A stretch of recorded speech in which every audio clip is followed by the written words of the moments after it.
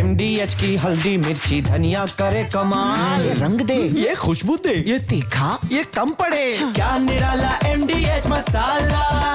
नमस्कार, रिपब्लिक भारत देख रहे हैं आप और मैं हूं अमृत तिवारी। आज राष्ट्र सर्वोपरि में बात करेंगे लोकल से ग्लोबल तक की। आज तलाशेंगे उन सवालों के जवाब जो आपके जहन में भी हैं और पूरी दुनिया के जहन में। आज हम सबसे पहले आपको दिखाएंगे कैसे अमेरिकी राष्ट्रपति डोनाल्ड ट्रंप का सुंदर सपना टूटता नजर आ रहा है। आपको दिखाएंगे कैसे खुद को शांति का मसीहा बनाने और शांति के मसीहा के तौर पर स्थापित करने की कोशिश उन सवालों के कटघरे में खड़ा कर रही है उन्हें। और इसके अलावा बात होगी धर्मांतरण के उन धंधेबाजों की जिनकी संख्या कम होती नजर नहीं आती। छांगुर जेल गया तो एक और धर्मांतरण गिरोह सामने आ गए।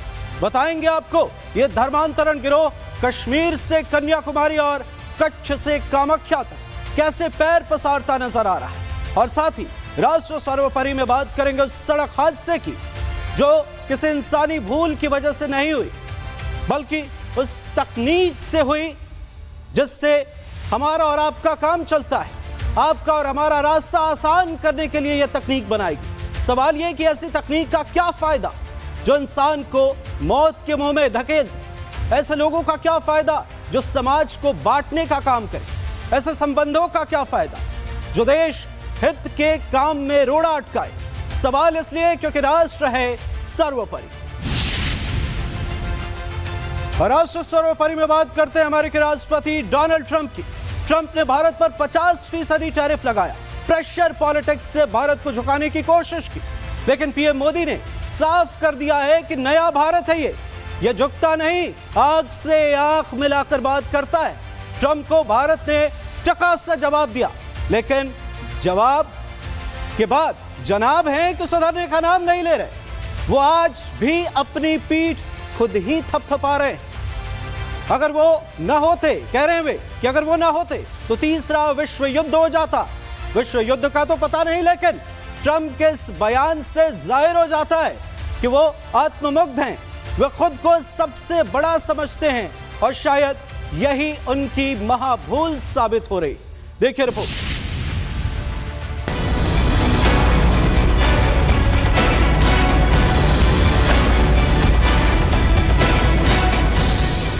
You're going to have a nuclear war. You guys are going to end up in a nuclear war.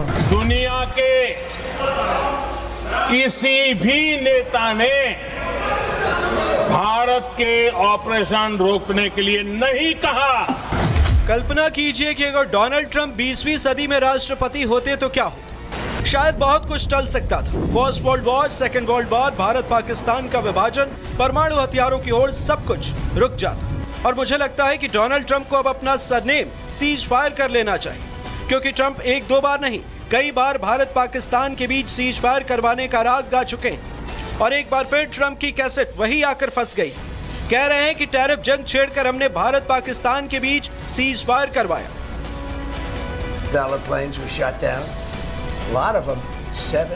एक बहुत ही शानदार व्यक्ति भारत के मोदी से बात करना, कहो पाकिस्तान के साथ क्या हो रहा है। फिर मैं पाकिस्तान के साथ व्यापार पर बात कर रहा हूँ। मैंने कहा भारत में तुम्हारे साथ क्या हो रहा है, और नफरत बहुत ज्यादा थी। अब यह बहुत लंबे समय से चल रहा है, जैसे कभी कभी अलग अलग नामों से सैकड़ों वर्षों से। लेकिन मैं कहता हूँ क्या हो रहा है। मैंने कहा मैं व्यापार समझौता नहीं करना चाहता। नहीं, हम व्यापार समझौता करना चाहते हैं। मैंने कहा नहीं, मैं तुम्हारे साथ व्यापार समझौता नहीं करना चाहता, या हम तुम पर इतने ऊंचे शुल्क लगाएंगे कि मुझे कोई फर्क नहीं पड़ता। तुम्हारा सिर 5 घंटों में घूम जाएगा, या हो गया शायद, या फिर से शुरू हो जाए, लेकिन मुझे नहीं लगता। लेकिन अगर ऐसा होता है तो मैं इसे रोक दूंगा। हम इन चीजों को नहीं होने दे सकते। ट्रंप शायद पहले ही व्यक्ति होंगे जो अपनी ही तारीफों के पुल बांध रहे हैं। ट्रंप केवल यही नहीं रुके, उन्होंने तो यहां तक भी कह दिया कि मैं अगर चुनाव नहीं जीतता तो विश्व युद्ध हो जाता, जो मैंने रुकवा दिया। I'm talking to a very terrific man मेरी राय में मैं अगर ये चुनाव नहीं जीता तो यूक्रेन विश्व युद्ध में फंस सकता था। हम अब विश्व युद्ध में नहीं फंसने वाले हैं, लेकिन ये संभवतः एक ऐसे विश्व युद्ध में फंस सकता था जो हो भी सकता था। वो तैयार थे, लेकिन ठीक वैसे भी जैसे भारत और पाकिस्तान थे। फिर मैंने देखा कि 60 जेट्स गिराए गए थे। मैंने कहा ये अच्छा नहीं है, ये बहुत सारे जेट्स हैं। आप जानते हैं $150 मिलियन के विमान गिराए गए, बहुत सारे, 7 शायद उससे भी ज्यादा। उन्होंने असली संख्या तक रिपोर्ट नहीं की। It's done. Now, maybe it starts again. I don't know. I don't think so, but I'll stop it. सुन लिया आपने, और ये सुनकर हमें लगता है कि ट्रंप को भूलने की डिमेंशिया बीमारी है। कभी 5 तो कभी 7 जेट गिरने की बात कहने वाले ट्रंप अभी खुद भी कंफ्यूज है। लेकिन भारत कई बार मंच से ये साफ कह चुका है कि ट्रंप से उनकी कोई बात नहीं हुई। Now, I want to make 2 things very clear, sir. One, मैं 2 बातें बिल्कुल साफ कह देना चाहता हूँ। पहली ये कि किसी भी वक्त अमेरिका के साथ बातचीत में ट्रेड को लेकर कोई बात नहीं हुई। दूसरी ये कि प्रधानमंत्री मोदी और राष्ट्रपति ट्रंप के बीच फोन पर बात 22 अप्रैल को हुई थी। अब ट्रंप ने सहानुभूति जताने के लिए फोन किया, और दूसरी बार 17 जून को फोन कॉल हुई जब पीएम मोदी कनाडा थे। when he called up Prime Minister in Canada to explain why he could not meet. सर, भारत ही नहीं, जर्मन के अखबार ने भी ये दावा कर दिया है कि ट्रंप ने मोदी को 4 बार फोन किया, लेकिन पीएम मोदी ने उनका जवाब नहीं दिया। ज्यादातर नेता अक्सर आत्ममुग्ध होते हैं, घमंड, दिखावा, बड़ी बड़ी बातें करते हैं, लेकिन डोनाल्ड ट्रंप 2 कदम आगे हैं। बेशर्मी से खुद की तारीफ करते हैं और बेहिचक खुद के लिए ही कई बार नोबेल शांति पुरस्कार की मांग कर चुके हैं। हद तो यह है कि अब व्हाइट हाउस भी खुलेआम ट्रंप के लिए नोबेल शांति पुरस्कार की मांग कर रहा है। केवल एक चीज है जिसकी मैं इच्छा करता हूं कि वो महान समिति आखिरकार अपना काम संभाल ले और समझे कि आप नोबेल शांति पुरस्कार के बाद से ये नोबेल पुरस्कार कभी भी मिला हो सबसे उत्कृष्ट उम्मीदवार हैं। उस पुरस्कार को पाने के बारे में बात की गई है, जो कि आपकी सफलता से भी परे है। आज दुनिया में खेल बदल देने वाला है, और मैं आशा करता हूं कि सभी जागे और समझें। अब सच कहूं तो मुझे लगता है व्हाइट हाउस को अभी तारीफ के कसीदे पढ़ने में कमी रह गई। जब बोलना ही है तो कुछ भी बोल दो। बोलने में क्या जाता है, क्या पता ये सब बोलने से नोबेल मिल ही जाए। लेकिन आप जानते हैं कि ट्रंप भारत पर टैरिफ क्यों लगा रहे हैं? दरअसल ट्रंप को ऐसी ही एक फोटो पीएम मोदी और मुनीर के साथ खिंचवानी है और खुद को सीज फायर का मसीहा घोषित करना है। ऑपरेशन सिंदूर के बाद मुल्ली मुनीर जी हुजूरी करने पहुंच गया था और ट्रंप के लिए नोबेल की मांग भी कर दी। इतना ही नहीं, शहबाज से लेकर भुट्टो तक ट्रंप के तलवे चाट रहे थे, लेकिन पीएम मोदी ने साफ कह दिया था कि भारत ने किसी के भी मध्यस्थता स्वीकार नहीं की। दुनिया के किसी भी नेता ने भारत के ऑपरेशन रोकने के लिए नहीं कहा।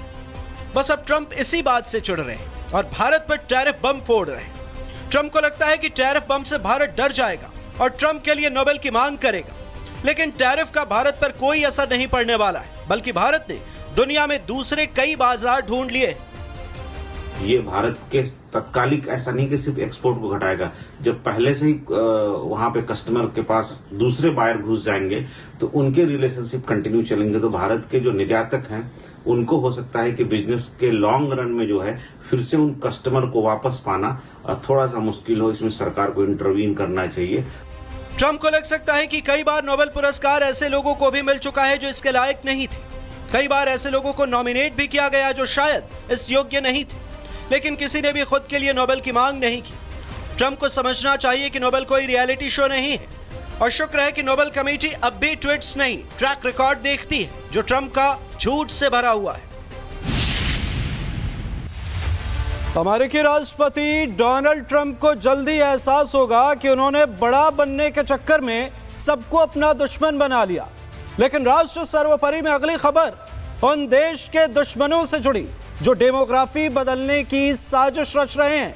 खबर बरेली से, जहां धर्मांतरण के धंधेबाजों ने हिंदुओं को अपना टारगेट बना रखा था। इनमें हिंदू लड़कियां भी थी और लड़के भी। इस धर्मांतरण रैकेट की मॉडस ऑपरेंडी भी छांगुर की तरह ही थी। अंतर सिर्फ इतना था कि यह गैंग हिंदू लड़कों को नशे की लत लगाकर उनका धर्म बदलने की कोशिश करता। पुलिस की तफ्तीश आगे बढ़ी तो पता चला कि इस गैंग का कनेक्शन भी पाकिस्तान से था। विदेशी फंडिंग से भी गैंग हिंदुओं का धर्म परिवर्तन कराता था। राष्ट्र सर्वोपरि में सवाल यह कि डेमोग्राफी बदलने की साजिश रचने वालों के खिलाफ क्या कोई सख्त कानून लाया जाए? क्या उन्हें ऐसी सजा का प्रावधान होगा जिससे दोबारा कोई धर्मांतरण की हिमाकत न कर सके? देखिए रिपोर्ट।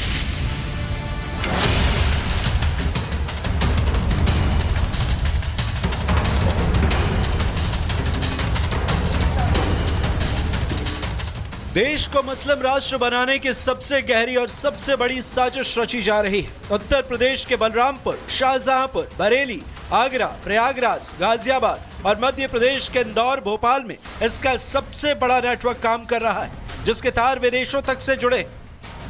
छांगुर गैंग की तरह धर्मांतरण करने वाला एक गिरोह बरेली में भी पकड़ा गया है। इस गिरोह का सरगना है अब्दुल मजीद, जो घर में एक मदरसा चलाता है। पुलिस ने अब्दुल मजीद समेत गिरोह के अन्य सदस्य सलमान, आरिफ और फहीम को गिरफ्तार किया है। इस गिरोह ने पूरे देश में कई लोगों का धर्मांतरण कराया है। इसमें से बरेली का एक पूरा परिवार और 2 अन्य परिवारों के सदस्य शामिल हैं। अब्दुल मजीद को गिरफ्तार किया गया है। इनके साथ 3 लोगों को और गिरफ्तार किया गया है। पुलिस का आरोप है कि वो मदरसे में धर्मांतरण का रैकेट चलाते थे। अब्दुल मजीद के घर में इस वक्त हमारी मौजूदगी है। यही वो घर है जहां से पुलिस ने काफी सामान जो है वो बरामद किया है। छांगुर गैंग की सक्रियता के बाद से ही बरेली पुलिस भी धर्मांतरण करने वाले गिरोह को लेकर सक्रिय हो गई। सूचना के आधार पर भुता के रहने वाले अब्दुल मजीद को पकड़ा गया। पूछताछ में सामने आया कि उसके गिरोह में सलमान, आरिफ और फहीम के अलावा भी कई अन्य सदस्य शामिल हैं। ये गिरोह पूरे देश में लोगों का ब्रेन वॉश कर उनका धर्मांतरण कराता है। इस गिरोह ने सुभाष नगर थाना क्षेत्र के ब्रजपाल के पूरे परिवार का धर्मांतरण कराया। गिरोह ने ब्रजपाल का ब्रेन वॉश किया और उसकी शादी एक मुस्लिम लड़की से करा दी। बताया जा रहा है कि गिरोह के सदस्य लगातार संपर्क में रहकर परिवार को समझाते बुझाते थे और धीरे धीरे उनके विचार बदल दिए गए। इसके बाद ब्रजपाल की बहन का निकाह भी एक मुस्लिम युवक से कराया। बच्चों के धर्मांतरण होने के बाद मजबूरी में ब्रजपाल की मां ने भी अपना धर्म परिवर्तन कर लिया। इसके बाद गिरोह ने दूसरा निशाना कोतवाली क्षेत्र निवासी प्रभात उपाध्याय को बनाया और उनका भी धर्मांतरण करा दिया। इस गिरोह का अगला निशाना इज्जतनगर थाना क्षेत्र का एक बीकॉम का छात्र था, लेकिन जब तक वो उसका धर्मांतरण करा पाते तब तक प्रभात उपाध्याय की मां ने पुलिस को सूचना दे दी और गिरोह के सदस्य पकड़े गए। फिलहाल में हमने इस गिरोह में 4 लोगों की गिरफ्तारी की है। अब्दुल मजीद, आरिफ, सलमान और फहीम। और एक कन्वर्जन सर्टिफिकेट हमें प्राप्त हुआ है जिसके हिसाब से वो 2014 में पहला धर्म परिवर्तन इनके द्वारा कराया गया है। अभी 3 केसेस हमारे सामने आए हैं। एक परिवार है, एक नाबालिग व्यक्ति है और एक इंडिपेंडेंट व्यक्ति है जिनका धर्म परिवर्तन कराने का प्रयास किया गया है। कुछ सफल रहे हैं, कुछ विफल प्रयास रहे हैं, तो इसमें और गहनता से जांच की जा रही है। इस गिरोह का सरगना अब्दुल मतीन मदरसा संचालक है और वही धर्मांतरण गैंग का मुखिया है। गिरोह का सदस्य सलमान सुभाष नगर थाना क्षेत्र के करेली का रहने वाला है। उसका मूल काम दर्जी का है, लेकिन वो भी अपने जाल में फंसाकर उन्हें मुस्लिम संप्रदाय से जुड़ी किताबें, सीडी और अन्य धार्मिक ग्रंथ देता था। उसके इस काम में करेली का ही आरिफ साथ देता है। बच्चे तो हैं, घूमते ही रहते हैं, तो इसके मतलब ये थोड़ी है धर्म मात्रा करो। कई बैंक अकाउंट जो है अब्दुल मजीद के मिले हुए, कई सिम कार्ड्स मिले हैं उनके पास। नहीं साहब, कुछ नहीं। ये हमारे सामने कुछ नहीं हुआ, ना हमने देखा है। ये सब बनाई हुई बात है। तो ये पारे तो ये आई हैं और कुरान पढ़ते हैं। जब इसलिए पढ़ते हैं कोई इंतकाल हो जाता है उसके सवाब की नीयत से पढ़ते हैं, तो यही किताबें वो उठा ले गए हैं और उसमें उनने हमें दिखाई नहीं, ना मोहल्ला वाले ने दिखाई। हम क्या जाने कौन सी किताबें हैं। गिरोह का सदस्य फहीम बाल काटने का काम करता है और उसका गिरोह के लिए मुख्य काम लोगों की पहचान कर उनकी जानकारी गिरोह के अन्य सदस्यों तक पहुंचाना है, जिससे उसे आसानी से फंसाया जा सके। पुलिस का कहना है कि अभी सभी सदस्यों से और गहन पूछताछ की जा रही है। प्रारंभिक जांच के आधार पर पुलिस को आशंका है कि गिरोह को कहीं न कहीं से विदेशी फंडिंग हो रही, क्योंकि अब्दुल मजीद के गिरोह का नेटवर्क सिर्फ बरेली तक ही सीमित नहीं, पाकिस्तान के साथ कई मुस्लिम देशों के अलग अलग हिस्सों में फैला हुआ है। गिरोह के सरगना अब्दुल मजीद के खाते में पिछले 8 महीने में 2000 से ज्यादा ट्रांजैक्शन हुए हैं, जो करीब 13 लाख की रकम है। इसके अलावा सलमान और उसकी पत्नी के पास 12 बैंक खाते हैं और आरिफ और फहीम के पास भी 2-2 बैंक खाते हैं। गिरोह का काम खास तौर पर ऐसे परिवारों को निशाना बनाना था जिन्हें आसानी से बहला फुसलाकर धर्मांतरण कराया जा सके। पुलिस ने सभी बैंक खातों की जानकारी निकलवाई। राष्ट्र सर्वोपरि के सवाल, क्या हमारी संस्कृति खतरे में है? कितने मासूमों को शिकार बनाया? सिर्फ धर्मांतरण या उससे नेटवर्क बढ़ा? आतंकी नेटवर्क से जुड़े हो सकते हैं तार। यह बात सिर्फ धर्मांतरण की नहीं है, यह एक सुनियोजित नेटवर्क है जहां नशा, ब्रेन वॉश, विदेशों से फंडिंग, आतंकवादी संगठनों से कनेक्शन और संपत्ति के लॉन्ड्रिंग जैसे काले खेल शामिल है। यह देश को मुस्लिम राष्ट्र बनाने की सबसे बड़ी साजिश है।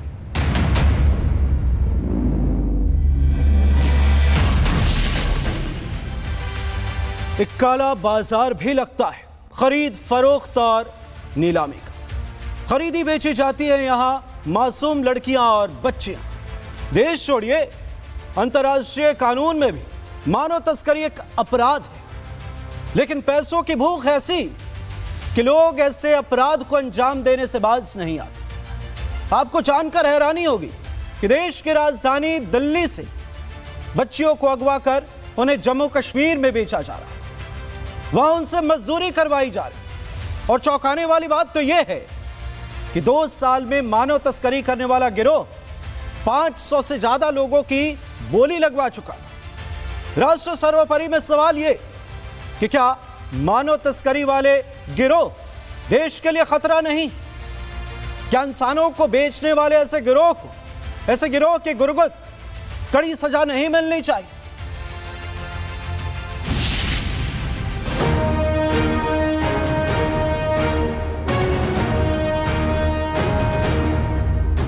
देश की राजधानी दिल्ली के अंदर तस्करी का सबसे बड़ा गिरोह काम कर रहा है और वो है दिल्ली के मानव तस्कर। दिल्ली पुलिस ने एक ऐसा गिरोह पकड़ा है जिसने मासूम बच्चों की जिंदगी को व्यापार की दुकान बना दिया। एक ऐसा संगठित गिरोह जिसने नाबालिगों को अपने खतरनाक मकसद में फंसाया और फिर उनको बेच दिया। इस गिरोह का नेटवर्क दिल्ली एनसीआर से लेकर श्रीनगर तक फैला हुआ था। पुलिस ने 4 आरोपियों को गिरफ्तार किया और नाबालिग बच्चियों को बचाया। दरअसल दिसंबर 2024 में भलसवा डेरी थाने में एक महिला ने शिकायत दर्ज कराई थी कि उनकी 15 साल की बेटी और पड़ोसी की 13 साल की बेटी को अगवा कर लिया गया। केस की गंभीरता को देखते हुए ये जांच एंटी ह्यूमन ट्रैफिकिंग यूनिट को सौंप दी गई। जांच शुरू की तो पता चला कि दोनों बच्चियां श्रीनगर में हैं। 15 जून 2025 को दिल्ली पुलिस की टीम ने दोनों बच्चियों को सुरक्षित बरामद कर वापस दिल्ली लाई। काउंसलिंग के दौरान बच्चियों ने बताया कि उन्हें पुरानी दिल्ली रेलवे स्टेशन से बहला फुसला कर ले जाया गया और जम्मू के रास्ते श्रीनगर पहुंचकर घरेलू काम में जबरन लगाया गया। पुलिस ने जांच आगे बढ़ाई तो 14 अगस्त को प्रहलाद बिहार दिल्ली से 2 आरोपियों सलीम और सूरज को गिरफ्तार किया। सलीम ने पूछताछ में बताया कि वो VA man power private limited बेमिनार श्रीनगर के नाम से एजेंसी चलाता था। पिछले 2 सालों में करीब 500 लोगों को तस्करी के लिए भेज चुका है। इसके बाद दिल्ली पुलिस ने आरोपी सलीम के साथ श्रीनगर में छापा मारा और 19 अगस्त को 2 और आरोपियों को दबोचा। दिल्ली के अंदर एक सलीमुन रहमान और सूरज, इन 2 व्यक्तियों को हिरासत में लिया और उनसे ये पता चला कि there is a proper racket going on here. जो रेलवे स्टेशंस और बस अड्डों पर जो इस तरह के अनअटेंडेड बच्चे मिलते हैं, उनको कुछ एल्योरमेंट दे के कि हम आपको काम देंगे, इस तरह से यहाँ से उन बच्चों को बाय बस श्रीनगर तक ले जाया जाता है। आरोपी सूरज और सलीम यूपी बिहार पूर्वोत्तर से और रेलवे स्टेशन और बस से बच्चों को उठाते और बस के जरिए कश्मीर श्रीनगर ले जाते। कश्मीर के अलग अलग एजेंसियों को बंधुआ मजदूरी के लिए बच्चों को भेज देते थे। सलीम वीए मैन पावर नाम से एजेंसी चलाता है जो इस तरह के बच्चों को उठाते हैं। इतना ही नहीं, लड़के और लड़कियों की अलग अलग कीमत तय थी। लड़के की कीमत 20,000 और लड़की की कीमत 45,000 तय थी। लेन देन फोन पे और गूगल पे जैसे ऐप्स और हवाला चैनलों से होता था। सलीमुर रहमान जो है ये वीए मैन पावर प्राइवेट लिमिटेड करके एक एजेंसी चलाता है। इस तरह के बच्चे आइडेंटिफाई करके उन तक पहुंचाते हैं। उनको बाकायदा उस चीज़ के पैसे मिलते हैं।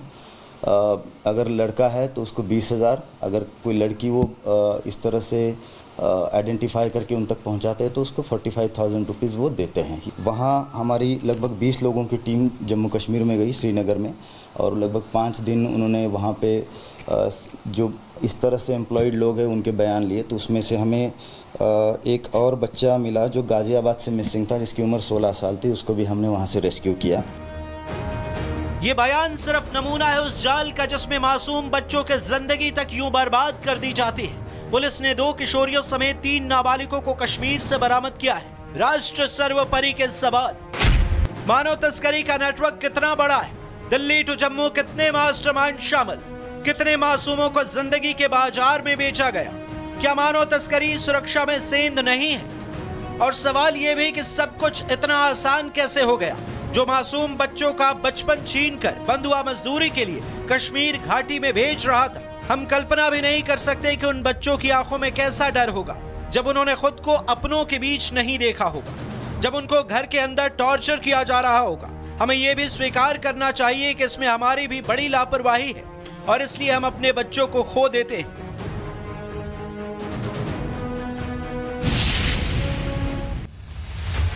ग्राफ थियरी का इस्तेमाल कर गूगल मैप हमें रास्ता बताता है। कहते हैं गूगल मैप लगाइए और निश्चिंत हो जाइए। लेकिन अगर गूगल मैप आपको मौत के मुंह में धकेल दे तो क्या कहेंगे? समस्याओं के समाधान के लिए तकनीक का इस्तेमाल तो सही है, लेकिन यही तकनीक कभी कभी जानलेवा साबित होती। राजस्थान के चित्तौड़गढ़ में भी ऐसा ही कुछ हुआ।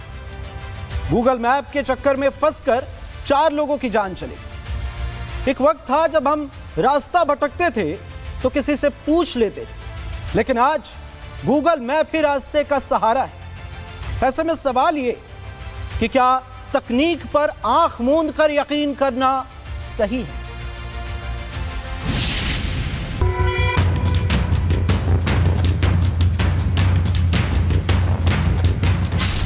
अगर आप भी लेते हैं गूगल मैप का सहारा तो हो जाएं सावधान।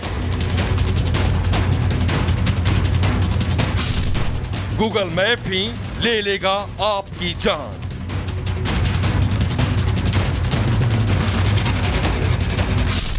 ये सावधानी इसलिए क्योंकि आज जो हम आपको बताने जा रहे हैं उसने कई लोगों की जिंदगी को खत्म किया है। जी हां, कई लोगों की। और आज फिर चित्तौड़गढ़ में गूगल मैप ने मौत का रास्ता दिखा दिया। डिजिटल तकनीक पर विश्वास ने 4 लोगों को काल के गाल में समा दिया। ये चौंकाने वाला हादसा राजस्थान के चित्तौड़गढ़ जिले में हुआ, जहां गूगल मैप ने लोगों को ऐसा रास्ता दिखाया कि पूरा परिवार ही पानी में बह गया। दरअसल राजस्थान के चित्तौड़गढ़ में एक परिवार भीलवाड़ा से अपने घर लौट रहा था। गूगल मैप की मदद से रास्ता देख रहा था। गूगल मैप ने उन्हें सेमी उपरेड़ा पुलिया तक पहुंचा दिया, लेकिन ये पुलिया 3 सालों से बंद पड़ी थी और ऊपर से पानी भी बह रहा था। ड्राइवर ने वैन को पुलिया पर उतार दिया, लेकिन वैन पुलिया के गड्ढे में फंस गई और तेज बहाव में बनास नदी में बह गई। वैन में 9 लोग सवार थे। मौके पर ग्रामीणों और पुलिस ने तुरंत रेस्क्यू अभियान शुरू किया, जिनमें 5 लोगों को पुलिस और ग्रामीणों की मदद से बचा लिया गया, जबकि 4 लोगों की मौत हो गई, जिनमें छोटे बच्चे भी शामिल थे। हादसे में प्रभावित परिवार सवाई भोज दर्शन से लौटते समय गूगल मैप पर भरोसा कर बैठा। इस हादसे ने तकनीक के स्मार्ट होने और सुरक्षा के बीच का अंतर पूरी दुनिया के सामने उजागर कर दिया। गूगल मैप ने एक परिवार को ही खत्म कर दिया। वही गूगल मैप जो हम और आप आमतौर पर इस्तेमाल करते हैं। गूगल मैप के कारण पहले भी कई हादसे हो चुके हैं। ग्रेटर नोएडा में नाले में कार गिरने से एक शख्स की मौत, बरेली में कार पुल से नीचे गिरने से 3 लोगों की मौत, मेरठ यूनिवर्सिटी के छात्रों की कार तालाब में गिरी, मुंबई के बेलापुर में एक ऑडी कार खाई में गिरी, महाराजगंज में अधूरे बने फ्लाईओवर से कार गिरी, सहारनपुर में 4 दोस्तों की कार तालाब में गिरी। गूगल मैप के सहारे लंबी दूरी तय करना कितना खतरनाक साबित हो सकता है, इसका अंदाजा आप इसी से लगा सकते हैं। गूगल मैप जैसी सुविधा कभी कभी जीवन और मौत के बीच का फर्क तय कर सकती है। पुलिया पर फंसी वैन और पानी में बहते लोग इसका जीता जागता उदाहरण हैं। लेकिन सवाल ये कि आखिर कब तक? इसकी असली वजह क्या है? अधूरे पुल पर चेतावनी क्यों नहीं लिखी गई? पुल को बैरिकेड लगाकर बंद क्यों नहीं किया गया?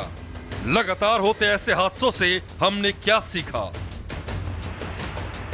ये हादसे बताते हैं कि डिजिटल मैपिंग की लापरवाही कितनी घातक हो सकती है। गूगल मैप पर सड़क या पुल की स्थिति अपडेट नहीं थी। सिर्फ दिशा बताना ही काफी नहीं है। सुरक्षा और वास्तविक स्थिति की जानकारी जिंदगी और मौत का अंतर तय कर सकती है। कहते हैं कायदे में रहोगे तो फायदे में रहोगे, लेकिन कुछ लोग न तो कायदा मानते हैं और ना ही कानून। यही वजह है कि देश भर में सड़क हादसों का आंकड़ा तेजी से बढ़ता जा रहा है। तेज रफ्तार और लापरवाह ड्राइविंग हर रोज कहीं ना कहीं किसी न किसी की जान ले रहा है। कड़े कानून के बावजूद न इस तरह के हादसों पर लगाम लग रही है और इस तरह के हादसों में कोई कमी भी नहीं। यातायात नियमों को लेकर गंभीरता नजर नहीं आती। कुछ लोग तो नाबालिगों को भी कार की स्टीयरिंग पकड़ा देते हैं, जिसका नतीजा क्या होता है राष्ट्र सर्वोपरि की इस खास रिपोर्ट में देखिए।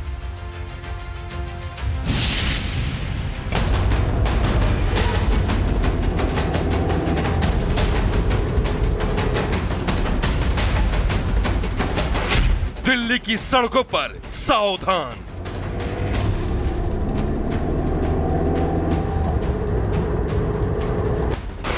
नाबालिग करते हैं रफ्तार से बात। अगर आप भी देश की राजधानी दिल्ली में रहते हैं तो सावधान हो जाइए, क्योंकि रास्ते में जिंदगी कभी भी किसी भी नाबालिग की रफ्तार की भेंट चढ़ सकती है।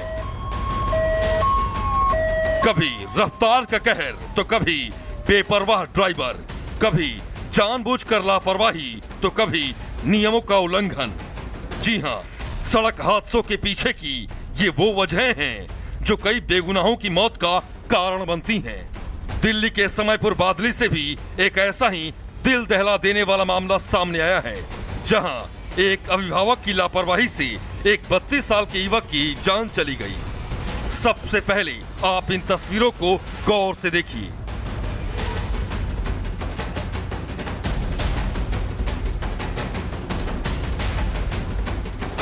जगह दिल्ली का समयपुर बादली इलाका, समय शाम के 7 बजे।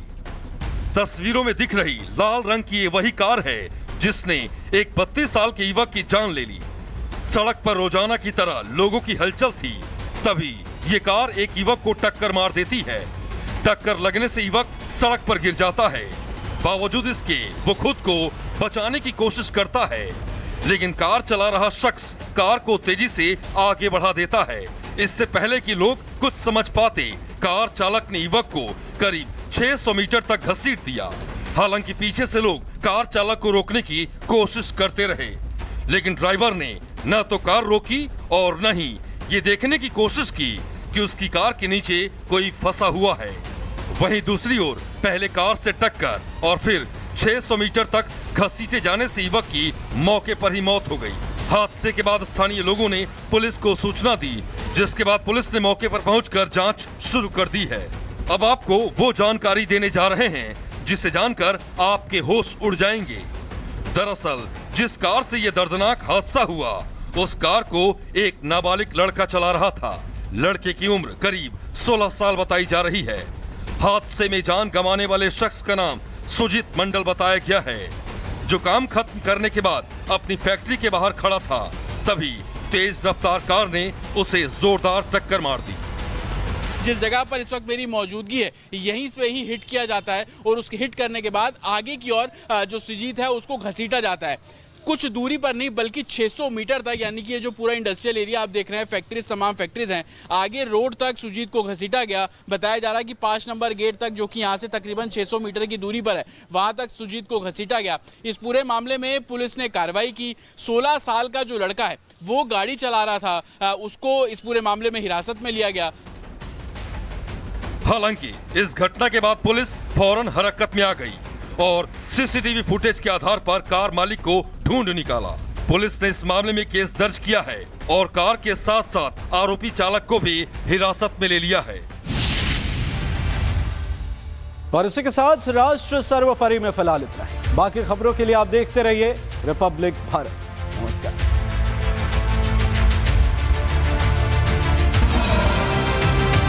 आया असली स्वाद। अब आया स्वाद। जब स्वाद के पड़े हो लाले तो MDH का चंकी चाट मसाला डालें। MDH का चंकी चाट मसाला। MDH